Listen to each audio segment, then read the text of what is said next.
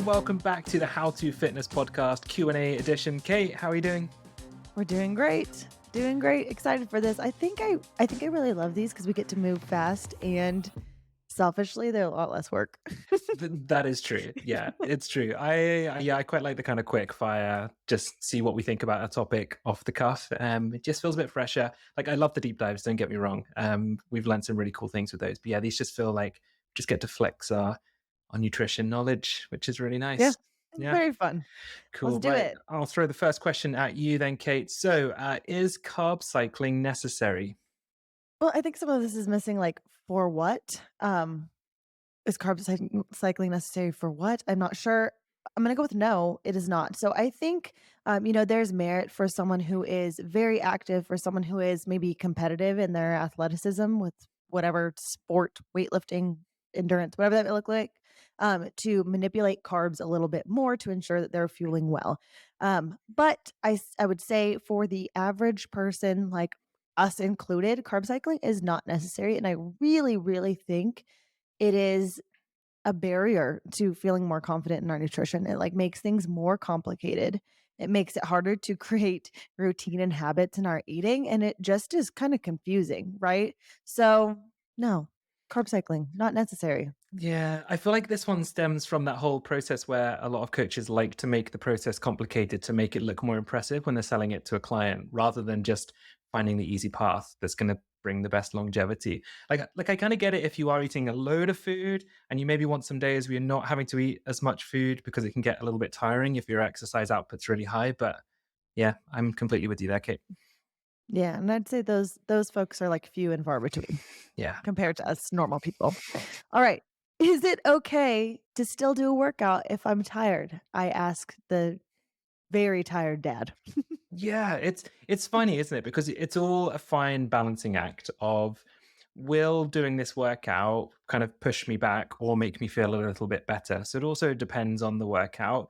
I usually err on the side of caution. Like if I don't feel great and my body feels pretty gross, I will give it a rest. And then feel a little bit better, go again the next day. That is usually the healthiest approach, in my opinion. Granted, if you're a new parent, have a really busy job, there's a lot of the time you're going to be tired. If you didn't ever work out when you were tired, then you'll probably never get any workouts done. I maybe would have done like 3 workouts in the last 9 months of my son being here with us. So it is a balancing act. And I think it comes with experience. Like the longer you're exercising, the better you'll know your body and whether you'll be able to push through that tiredness. And this is something I speak about a lot on social media, actually, is like giving yourself permission to quit is something I always preach because there's days where I'm like, oh, it's kind of 50-50. If I feel like I'm going to be able to get through this workout, just start it, see how your body feels. If you don't feel great, quit, go again the next day. And that's usually quite a good tool to use. Yes, I love that. And I think there's even like this comes with the practice, being able to listen into our body and do I like physically feel tired, like I need a rest, or mentally am I just kind of like blah? Because I think sometimes, that physical need for rest, we need to listen to that, or else we're setting ourselves up for injury or inability to recover.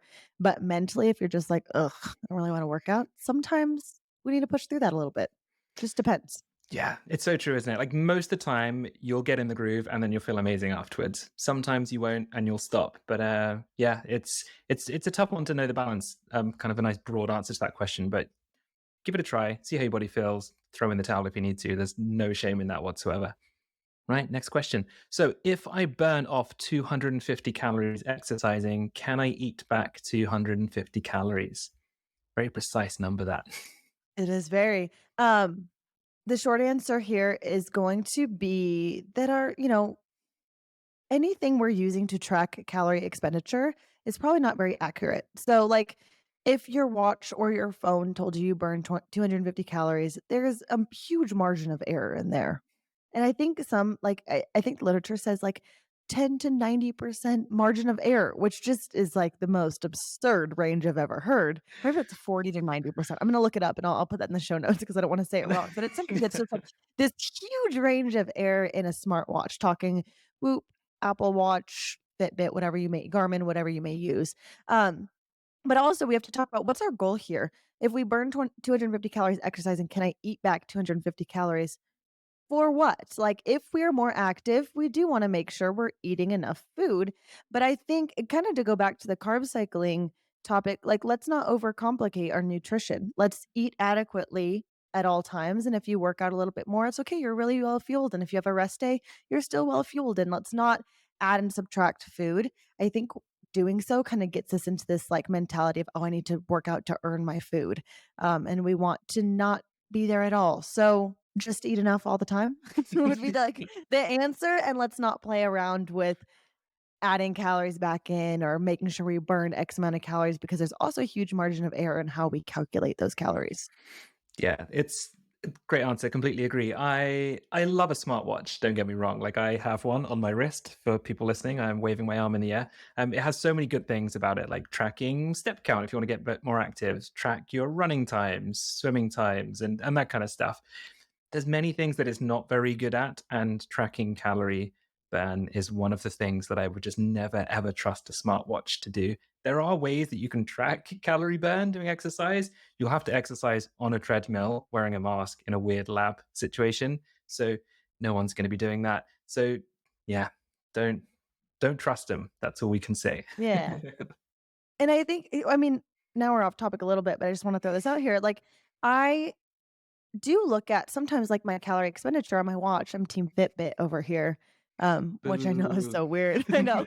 I mean, just think of it as like a baseline. Like a baseline on a typical day, you're expending X amount of calories, and if you see that calorie expenditure way higher or way lower, let's not worry about like the nuance of the numbers. You just know, oh, I was a lot more active or a lot less active, and typically because we have brains and knowledge, we know that anyway. You're like, "Yes, I went on a run," or, "No, I have sat in front of my computer all day." So, I don't know, don't put too much stock in it. Alright, next question. Do you need to modify workout styles/choices as you age? Yeah, this is a cool question. And I really want to throw this one in here because speaking from experience, I'm now going back through another training cycle of doing another Ironman 70.3 event. And it's been really, I'm trying to look at it as like an interesting kind of learning curve of kind of how my body is reacting to exercise now and what I need to do in order to allow it to recover effectively.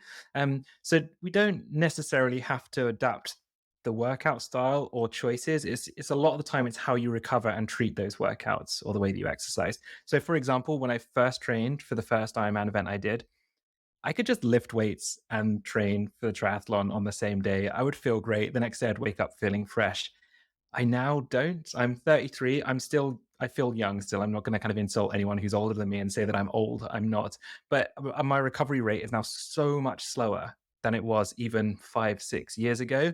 And a lot of people beat themselves up for that. And I don't think you should. I think you just have to embrace it and treat your body in the way that it needs to be treated at the time. So now I'm lowering the intensity of a lot of my long run cycles and swims. I'm giving myself an extra rest day. I'm eating a little bit more food to help me recover. I'm really nailing my protein intake to make sure that my muscle recovery is really fast. So you don't necessarily need to adapt the workout style of choice. You might do if you've been pushing things too hard, but usually it's just how you treat your body in the recovery process. And that's the thing that's going to make the biggest difference. And yeah, just don't beat yourself up. It's fun. Like, see what your body feels like it wants to do, see what makes your body thrive outside of that, and just embrace it a little bit. Love that. And warm up. That's my biggest my biggest difference in the last decade of life is just being able to, like, hop into a workout versus, like, "Ugh, I have to warm up or else, I'm It's gonna so it's really funny you say that. break So the muscle, break I the went bone." it's so I went for a sports massage today, and she was just like, "Yeah, everything's tight." But she's like, "Have you been doing your mobility work?" No, not as much as I should be. No. So yeah, there's something that I now I'm going to work on because I'm at the start of this training cycle. Otherwise, my body hurts, and that's not a good feeling. I know it well. Yeah, there we go. Right. Final question then. So, how to start weight training? I do, and then I stop every single time. Ooh, okay, this is fun. Michael, I'm so curious to see if you're gonna agree with what I wanna say here. So I just am such a strong believer that we have to have enjoyment in the movement we do. Like, it's not gonna be sustainable. Like you said, I do and then I stop every time. It's not gonna be sustainable if we, like, really loathe what we're going to do. And when I have a client in this predicament of like, "Okay, I feel like I know that I need to do some resistance training, some weight training, but I just don't know how or I hate it." we find what is enjoyable, and sometimes I feel like often we start with like, "Hey, let's go on YouTube together and, like, find some type of, like, I'm gonna follow this, like, body weight, dance weight workout, whatever," and just build up a little bit of momentum and, like, I set aside this time to work out. I am doing some type of resistance training and find some love for it, and that momentum allows us then to find, like, a rhythm in weight training that may be more with, like, actual weights and progressive overload and some strategies that are very good for us as far as health and muscle building and longevity go. But I feel like we have to just start with, like, what can I actually do? What is fun and what is enjoyable and what helps me just, like, get it done and build the momentum to then, like, move forward and what may be more optimal. I love that. I had this exact conversation with a client yesterday on the point you just brought up, and she doesn't like strength training at all, right? So I'm trying to find like some foundation of strength training just because the health benefits are huge, right? We've tried the kind of more conventional style strength training.